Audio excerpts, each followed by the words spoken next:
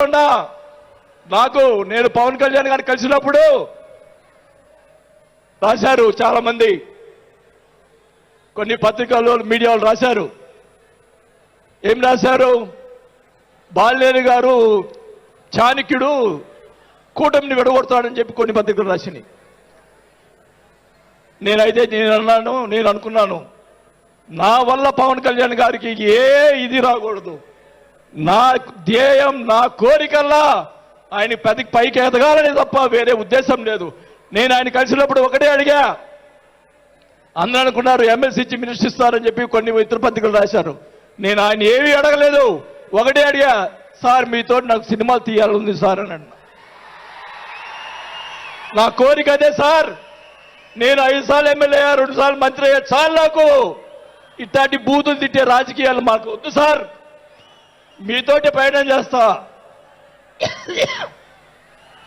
జనసేనని నా సాయశక్తులా నేను చేయగలని మా జిల్లాలో 6 నెలల తర్వాత కార్పొరేట్లను చేర్పించాం. మీరు ఛాన్స్ ఇవ్వండి, మా జిల్లాలో జిల్లా పరిషత్తు అన్నీ కూడా జనసేన చేస్తానని కూడా మాకు తెలియజేసుకుంటా ఉన్నా.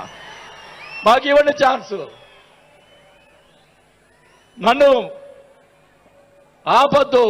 నాకు జరిగిన అన్యాయం మళ్ళా ఒకరోజు మీటింగ్లో చెప్తా. ఒకరోజు చెప్తే సరిపోదు, ఎందుకంటే టైం లేదు కాబట్టి. నాకు అన్యాయం జరిగిందని చెప్తా.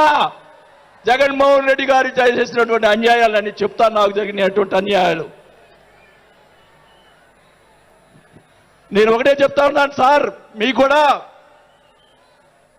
దయచేసి జనసేన కార్యకర్తని చూస్తున్నాను. అన్ని నియోజకవర్గాల్లో ఎమ్మెల్యేలని చాలా మంది గెలిపించారు, కార్యకర్తల్ని జనసేన వాళ్ళని పట్టించుకోవటం లేదు. దయచేసి చంద్రబాబు నాయుడు గారు,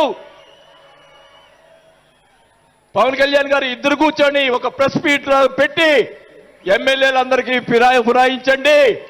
జనసేన కార్యకర్తలు కూడా మీరు వాళ్ళకి రావాల్సినటువంటి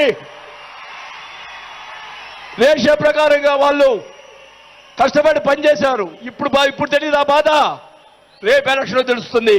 వాళ్ళు ఖర్చును వాళ్ళు అడుగుతారు రేపు, దానికి సమాధానం చెప్పాల్సిన బాధ్యత ఆ ఎమ్మెల్యేలకు ఉంటుంది. కాబట్టి ఇద్దరు కూడా ఇప్పుడే వెంటనే అది చేస్తే మీకోసం ప్రాణాలు ఇచ్చేవాళ్ళు ఉన్నారు ఇక్కడ.